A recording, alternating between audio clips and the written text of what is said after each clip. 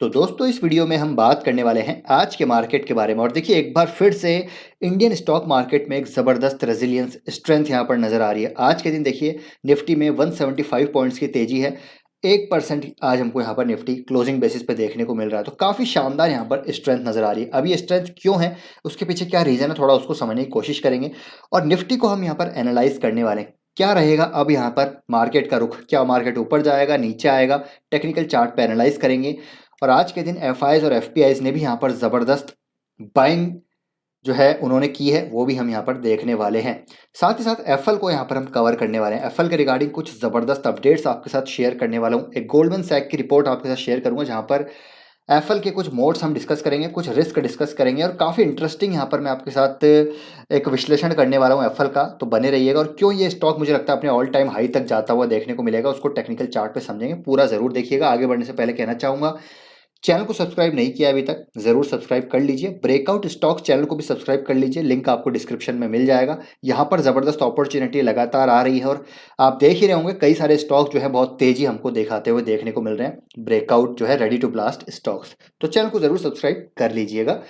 अब बात करते हैं निफ्टी की, एनालाइज करते हैं टेक्निकल चार्ट पे। तो देखिए ये जो ट्रेंड लाइन है इसको काफ़ी अच्छा यहाँ पर रिस्पेक्ट कर रहा था। निफ्टी ऊपर की साइड जो है यहाँ पर रेजिस्टेंस ले रहा था, नीचे आ गया, यहाँ पर अगेन रेजिस्टेंस लिया, नीचे आ गया, अगेन रेजिस्टेंस लिया, नीचे आ गया, फिर अगेन यहाँ पर जो है रेजिस्टेंस ले रहा था, लेकिन उसके बाद ज़बरदस्त ब्रेकआउट हो गया। ब्रेकआउट के बाद क्लोजिंग भी हुई ऊपर, जो है यहाँ पर देखिए ऊपर ब्रेकआउट के बाद क्लोजिंग भी हुई, लेकिन उसके बाद अगेन मार्केट में हमको गिरावट देखने को मिली। और फिर से एक बार देखिए आज जो क्लोजिंग हुई है, एक मेजर रेजिस्टेंस के ऊपर आज हमको क्लोजिंग होती हुई देखने को मिली है। तो ज़बरदस्त स्ट्रेंथ यहाँ पर है और ये जो ट्रेंड है काफ़ी पॉजिटिव है।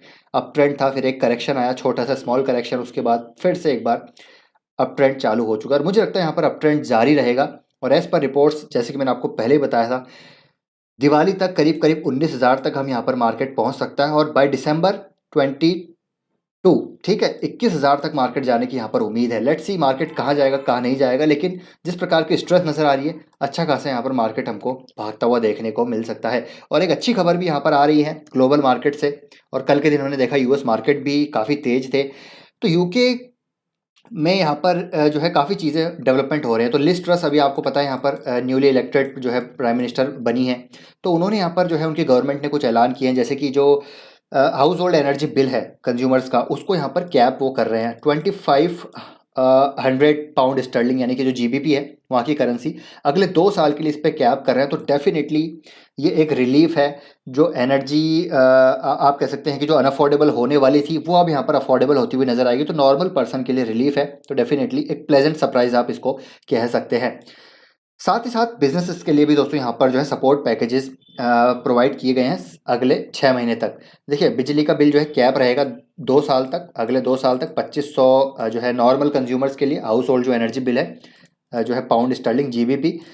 और बिजनेसेस के लिए भी अगले 6 महीने तक यहाँ पर सपोर्ट जो पैकेजेस हैं, रिलीफ पैकेजेस प्रोवाइड किए जाएंगे। तो एक इक्विवेलेंट सपोर्ट हमको यहाँ पर देखने को मिलेगा। तो अगेन यहाँ से जो संभावनाएं बन रही थी काफ़ी ज़बरदस्त स्लो डाउन की यूरोप में, वो यहाँ पर थोड़ी सुधरती हुई नजर आएगी। अगर ग्लोबल इकोनॉमी सही करेगी तो कहीं ना कहीं देखिए इंडियन इकोनॉमी, इमर्जिंग इकोनॉमीज भी अच्छा करती हुई नजर आएगी। तो एक पॉजिटिव अपडेट है, तो अच्छी बात है, आज पॉजिटिव अपडेट आ रही है। तो हो सकता है इसकी वजह से मार्केट हमको ऊपर ही जाता हुआ देखने को मिल जाए। तो लेट्स सी, बाकी देखते हैं। अगर दोस्तों मुझे लगता है मार्केट अगर गिरा भी ना, देखिए अगर मैं बेयर केस सिनारियो की बात करूं तो मुझे लगता है बहुत ज़्यादा से ज़्यादा मार्केट यहाँ से 5 से 6% ही गिरेगा, इससे ज़्यादा नहीं गिरेगा। ठीक है, 5 से 6% कितना होता है, ये मेरा अनुमान है, ऐसा नहीं है कि मैं जो कह रहा हूँ सही है। 5 से 6% होता है करीब करीब। यहाँ पर 200 दिन का मूविंग एवरेज जो है इसका करीब यहाँ पर ये सपोर्ट लेगा। इसका 200 दिन का मूविंग एवरेज का जो सपोर्ट है वो है यहाँ पर 16,790 के आसपास। अगर इससे पहले सपोर्ट लेता तो 50 डे का लेगा करीब 17,100 के आसपास। तो ये सपोर्ट हो सकते हैं। उसके पीछे रीज़न फाइनेंशियल मुझे लगता है बहुत ज़्यादा गिरेंगे नहीं, क्योंकि इंटरेस्ट रेट हाइक होगी तो प्राइवेट सेक्टर बैंक्स जो इंटरेस्ट मार्जिन उनके बढ़ते हुए नजर आएंगे। आईटी सेक्टर जिसका सबसे ज़्यादा सेकंड नंबर पे वेटेज सबसे ज़्यादा, वो ऑलरेडी काफ़ी करेक्ट हो चुका है। तो मुझे नहीं लगता बहुत ज़्यादा यहाँ पर गुंजाइश है। रिलायंस बहुत ज़्यादा, ऑयल एंड जो गैस में रिलायंस बहुत ज़्यादा करेक्ट करेगा। तो ये मैं अनुमान लगा रहा हूँ, बाकी तो मार्केट सुप्रीम है, हम तो सिर्फ एक छोटी सी चींटी है मार्केट के सामने, सिर्फ अनुमान लगा सकते हैं। बाकी मार्केट करेक्ट भी होता है तो कोई दिक्कत की बात नहीं, हम तो और पैसा डिप्लॉय करेंगे, क्योंकि इंडिया की इकोनॉमी अगले आने वाले दशक में बूम करने वाली है, ये हम सभी को पता है। डेटा मैंने आपके साथ ऑलरेडी कई बार शेयर किया है। चलिए ये तो होगी बात मार्केट की। अब बात कर लेते हैं भैया एफआईज एफपीआईज क्या कर रहे हैं, तो वो भी बुलिश है इंडिया पे। आप देख पा रहे हैं आज के दिन 3,000 करोड़ की यहाँ पर बाइंग करी है। जी हाँ, 3,000 करोड़ की बाइंग बहुत जबरदस्त। और डीआईएस ने बहुत कम माल बेचा है, 212 करोड़ का। तो एफआईज लगातार यहाँ पर जो है अच्छी खासी खरीदारी कर रहे हैं। अगस्त में भी करी थी, सितंबर में मुझे लगता है कि पॉजिटिव जो है हमको देखने को मिलेगा एफआईज और एफपीआई की तरफ से बाइंग। अब एफएल की बात करते हैं, पहले टेक्निकल बात करते हैं। तो देखिए एक बहुत ज़बरदस्त ये जो रेजिस्टेंस जोन था, ये हमने बात करी थी। यहाँ पर देखिए रेजिस्टेंस लिया कई बार, यहाँ पर अच्छा खासा ब्रेकआउट हुआ, उसके बाद एज ए सपोर्ट का काम करा, फिर नीचे आ गया, फिर एज ए रेजिस्टेंस का काम करा, फिर यहाँ से ब्रेकआउट होता हुआ देखने को मिला इस लेवल का, और अच्छा खासा ब्रेकआउट हुआ, फिर से रिट्रेसमेंट हुआ, और यहाँ पर एज ए सपोर्ट अभी काम करा, फिर से ये ऊपर जाएगा। तो मुझे लगता है ये जो एक स्विंग है ना, इस स्विंग का रिट्रेसमेंट हुआ, और ये स्विंग आपको वापस यहाँ पर ऊपर जाता हुआ देखने को मिलेगा। तो अपने ऑल टाइम हाई पे ये स्टॉक जाता हुआ देखने को मिलेगा करीब 1500 के आसपास बहुत ही जल्द। हो सकता है कुछ ही टाइम में हमको अगले क्वार्टर तक ये हमको ऑल टाइम हाई पे देखने को मिले, अगले क्वार्टर के रिजल्ट तक ऑल टाइम हाई पे ये स्टॉक हमको देखने को मिल सकता है, क्योंकि टेक्निकली बहुत साउंड नजर आ रहा है। नीचे वॉल्यूम के संकेत है, अच्छा खासा संकेत है, अपने रेजिस्टेंस का सपोर्ट लेके स्टॉक ऊपर वापस जा रहा है। अब एक रिपोर्ट आपके साथ शेयर करता हूँ गोल्डमैन सैक की। तो उन्होंने कुछ की मोड यहाँ पर बताया जो एफएल ने डेवलप किए हैं to maintain strong earning growth ahead. हालांकि हमने इन जो एक आप कह सकते हैं कि जो पॉजिटिव फैक्टर हैं एफएल के लिए, उसको उसके बारे में कई बार बात करी, लेकिन एज ए मोड हमने कभी बात नहीं करी। तो इस रिपोर्ट के अनुसार हम देखते हैं किस तरह के मोड हैं। 6 मोड हैं एफएल के। सबसे पहला, India has been the most important market for FL. करीब 35% रेवेन्यू यहाँ पर एफएल जनरेट करा इंडिया से। तो यहाँ पर देखिए कुछ की एंट्री बैरियर्स हैं यहाँ पर, they have created to be successful in India. पहला, foreign players are accustomed to high global cost structure. जो फॉरेन प्लेयर जैसे कि गूगल, फेसबुक जो है जो वो आदि हैं basically high global cost structure के। While in India edtech cost structure is very much low and leaner. तो इंडिया का जो कॉस्ट स्ट्रक्चर है वो काफ़ी लीन है, काफ़ी लो है। तो FL with its Indian heritage is more easily able to cater to this low cost structure and overheads requirement and has able to deliver high profitability. तो यहाँ पर एक और एडवांटेज को मिल जाता है, ये एक मोट है कि एफएल जिस प्रकार की इंडियन हेरिटेज है, तो यहाँ पर जो कॉस्ट स्ट्रक्चर है उसको लेवरेज करता हुआ नजर आ सकता है एफएल। हालांकि जो फॉरेन प्लेयर्स हैं उनके लिए यहाँ पर मुश्किल हो सकती है।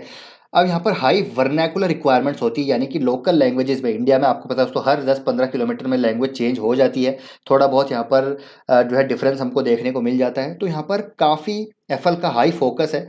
हमने एफएल 2.0 के बारे में बात करी थी। वर्नैकुलर वहाँ पर एक इनका सेगमेंट है जो उस पर काफ़ी फोकस कर रहे हैं। तो इससे हो क्या रहा है कि they can deliver advertisements in local languages with focus on high ROI for the advertisement campaigns for its clients. For global players to diversified the offerings across diverse Indian cultures require additional focus on higher cost structure. तो again उनका cost structure यहाँ पर high होगा, उनको और ज़्यादा यहाँ पर जो है दिक्कतें होंगी, एडिशनल फोकस उनको देना पड़ेगा। तो उसकी वजह से वो यहाँ पर एफएल इंडिया से थोड़ा सा आप कह सकते हैं कि पीछे ही रहेंगे। तो एफएल इंडिया के पास एक ये भी मोट है कि इसके पास वर्नैकुलर कैपेबिलिटीज़ भी काफ़ी अच्छी हैं, जिससे ये लोकल लैंग्वेजेस में भी अपने एडवर्टीजमेंट्स को यहाँ पर शो कर सकते हैं। अर्ली मूवर एडवांटेज है इसके पास, ठीक है। इंडिया में अगर हम बात करें और आप देखिए यहाँ पर holding relevant IP and patents, तो अगेन इसके पास ज़बरदस्त पेटेंट हैं। 20 पेटेंट्स हैं एफएल के पास ऑलरेडी, जिसमें से यूएस में 6 पेटेंट्स इनको ग्रांटेड हैं। अब सेकंड अगर हम बात करें intellectual property and patents filed across various jurisdiction, तो क्या क्या पेटेंट्स हैं इनके पास देखिए। यूएस के 6 पेटेंट हैं। तो मैं थोड़ा बड़ा करता हूँ तो क्लियरली दिखेगा आपको। देखिए decentralise repository of fraud IPs, तो फ्रॉड से रिलेटेड या जो है बिहेवियर बेस्ड डिटेक्शन या फ्रॉड से रिलेटेड कई सारे इनके पास पेटेंट हैं, जो एक डिजिटल एडवर्टीजमेंट कंपनी के लिए एक ज़बरदस्त मोट है। अब ये इसके पास पेटेंट है तो डेफिनेटली 20 साल का यहाँ पर जो है पेटेंट एक्सपायरी लाइसेंस होता है इनके पास। तो अगेन जो एमएनसीज हैं उनके कॉन्ट्रैक्ट इनको मिल सकते हैं, क्योंकि यहाँ पर वो देखते हैं कि हम यहाँ पर किस तरीके से अपने कस्टमर का डेटा को यहाँ पर सिक्योर सेफ्टी जो है यहाँ पर प्रोवाइड करा सकते हैं। जीडीपीआर जो डेटा रेगुलेशन प्रिवेसी एक्ट है उनके तहत यहाँ पर पेटेंट्स होना एक ज़बरदस्त एडवांटेज है। तो एक और मोट है एफएल के पास, ये एक कॉम्पिटिटिव एडवांटेज है। अगर हम बात करें तीसरा, तो टेक प्लेटफॉर्म्स काफ़ी है इसके पास। इन्होंने काफ़ी इनकी जो आर&डी स्टैक है वो काफ़ी ज़बरदस्त है। थ्रू डिफरेंट एक्विजिशन इन्होंने ये प्लेटफॉर्म डेवलप किए हैं। तो ये जो इन्होंने एक्वायर किए हैं देखिए, विजरी, रेवेक्स, MKR8, ये जो है आप यहाँ पर पढ़ सकते हैं। स्क्रीन करके जो है स्क्रीन को पॉज करके आप इनको अच्छे से समझ सकते हैं।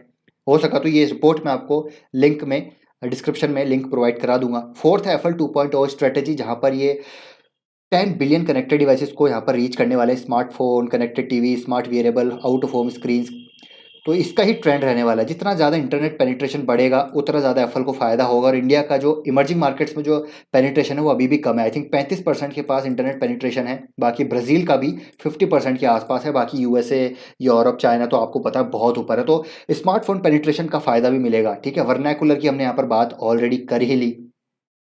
वर्टिकलाइजेशन की हमने बात कर ली, जहाँ पर e-commerce, edtech, entertainment and fintech, food tech, FMCG, तो ईएफजीएच यहाँ पर जो कैटेगरीज हैं, इनको ये केटर कर रहे हैं और ये बहुत ज़बरदस्त हाई ग्रोथ कैटेगरीज हैं, जहाँ पर इनका क्लाइंट जो है देखिए 20% ईयर ऑन ईयर यहाँ पर इनके क्लाइंट ग्रो कर रहे हैं इन कैटेगरीज में। तो डेफिनेटली इनके पास जो कंज्यूमर इंसाइट्स हैं, डीपर कंज्यूमर इंसाइट्स हैं, जिसकी वजह से ये हायर आरओआई यहाँ पर जो है क्लेम करते हैं। इकोसिस्टम लेवल पार्टनरशिप की बात कर लीजिए आप। अगर हम पांचवी बात करें मोड की, तो वो है successful merger and acquisition strategy. तो जितने भी ये मर्जर कर रहे हैं, एक्विजिशन कर रहे हैं, वहाँ पर अच्छी ग्रोथ इनको आती हुई देखने को मिल रही है, जिसमें से 6 एक्विजिशन अगर हम आपको बात करें तो देखिए यहाँ पर लगातार कई सारे एक्विजिशन किए हैं, जिसमें से एक तो अभी रिसेंट हमको जैम्प का देखने को मिलता है, मीडिया टेक, ऐप स्मार्ट, ठीक है, ऐप नेक्स्ट हो गया, मीडिया स्मार्ट हो गया, जहाँ पर ये कनेक्टेड डिवाइसेस को केटर करने वाले हैं। काफ़ी सारे पेटेंट्स हैं। एप्पल हैड ट्रैक्ड जैम्प performance for 8-9 years before offering to acquire it. देखिए यही एक ज़बरदस्त मैनेजमेंट की भी ताकत होती है कि 8-9 साल से वो ट्रैक कर रहे थे जैम्प को, और उसके बाद यहाँ पर एक्वायर किया। और जैम्प जो है 0% एबिटा मार्जिन पे इन्होंने एक्वायर किया था, आज 8% एबिटा मार्जिन पे जैम्प काम कर रहा है। ये मैं आपको पहले ही बता चुका हूँ। और जितने भी एक्विजिशन है, सिर्फ जैम्प की बात नहीं, इससे पहले भी जितने एक्विजिशन करें हैं, वो यहाँ पर इन्होंने अच्छी तरीके से एग्जीक्यूट किए, अच्छी तरीके से प्रॉफिटेबल होते हुए नजर आए हैं। और अगर हम लास्ट बात करें तो मैनेजमेंट का एग्जीक्यूशन यहाँ पर बहुत ज़बरदस्त है। जी हाँ दोस्तों, यहाँ पर हार्वर्ड बिजनेस स्कूल से देखिए, यहाँ पर जो है अनुज खन्ना सोहम जो है, उनको 18 साल का एक्सपीरियंस है एड टेक और डेटा प्लेटफॉर्म बेस्ड बिजनेसेस का। तो ये काफ़ी अच्छा यहाँ पर मैनेजमेंट देखने को मिलता है। तो ये 6 मोड हैं एप्पल के पास, जिसकी वजह से इनको काफ़ी ज़बरदस्त एडवांटेज मिलता है। अब यहाँ पर थोड़ा रिस्क की बात करना भी ज़रूरी है। तो रिस्क है यहाँ पर डेटा प्रिवेसी कंसर्न्स।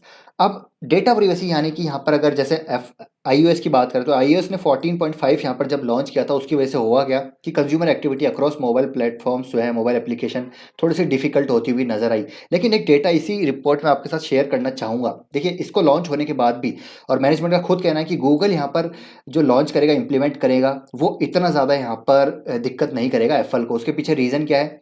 तो जब iOS यहाँ पर लॉन्च हुआ था, तो 36% ऑफ टोटल iOS यूज़र जो थे, उन्होंने ऑप्ट किया to get tracked across mobile application. तो देखिए 36% ने यहाँ पर ऑप्ट इन किया, ऑप्ट आउट नहीं किया। 36% ने ऑप्ट इन किया कि उनको ट्रैक किया जाए अक्रॉस प्लेटफॉर्म्स।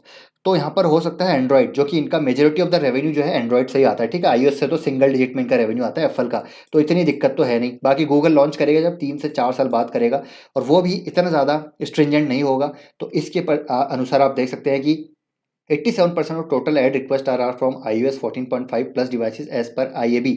IAB के एक डेटा के अनुसार आप देख सकते हैं कि यहाँ पर स्टिल यहाँ पर कई सारे जो यूज़र्स हैं, उन्होंने ऑप्ट इन किया। तो ये सारी चीज़ें हैं, जिससे मैनेजमेंट खुद यहाँ पर बोल रहा है कि यहाँ पर उनको कोई भी दिक्कत नहीं होगी। आगे अगर गूगल करता भी है, तब भी यहाँ पर कोई दिक्कत नहीं होनी चाहिए। क्योंकि एक चीज़ और उन्होंने बताई कि देखिए, Apple management believes that Apple has done post iOS 14.5 would be very difficult for Google Android to implement, as Android various versions are more often than not modified by mobile OEMs before selling their handset, and Google will have to work with multiple stakeholders before being able to fully finalizing any mechanism and rules around data tracking। तो ये जो है इसको argue करने के लिए as per the data, देखिए यहाँ पर इंटरएक्टिव एडवर्टीजमेंट ब्यूरो की तरफ से जो डेटा है, ये एप्पल की तरफ से आया है, तो इसीलिए यहाँ पर पॉजिटिव है एप्पल के लिए।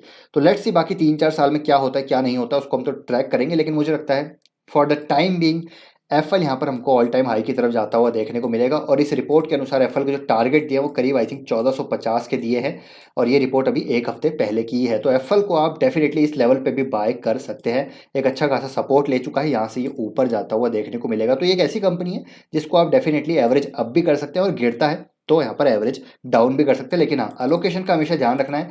इतनी सारी चीज़ें मैंने बता दी, इसका मतलब ये नहीं कि आप 50%, 40%, 30% अलोकेशन यहाँ पर लेके बैठ जाएं। कभी भी दोस्तों ऐसी कंपनीज में आपको ज़्यादा लोकेशन नहीं देना है, क्योंकि यहाँ पर कंपटीशन भी बहुत ज़्यादा है। गूगल, एफबी जैसे यहाँ पर बड़े जो है जाइंट बैठे हुए हैं, कभी भी यहाँ पर मार्केट डिसरप्ट करते हैं। तो आपको यहाँ पर 10% से ज़्यादा एलोकेशन भी नहीं देना है, क्योंकि अगर ये ग्रोथ दिख आती रही तो 10% एलोकेशन भी आपका यहाँ पर बहुत ज़बरदस्त रिटर्न बना के दे जाएगा। तो ये है एनालिसिस एफएल का। आई होप ये वीडियो आपको इन्फॉर्मेटिव लगा होगा। वीडियो पसंद आया तो लाइक कीजिए, शेयर कीजिए, चैनल को सब्सक्राइब कर लीजिए। ब्रेकआउट स्टॉक्स को भी और बीवाइज एंड वेल्दी चैनल को भी लिंक आपको डिस्क्रिप्शन में मिल जाएंगे। तो मिलते हैं नेक्स्ट वीडियो में। Till then take care, bye bye.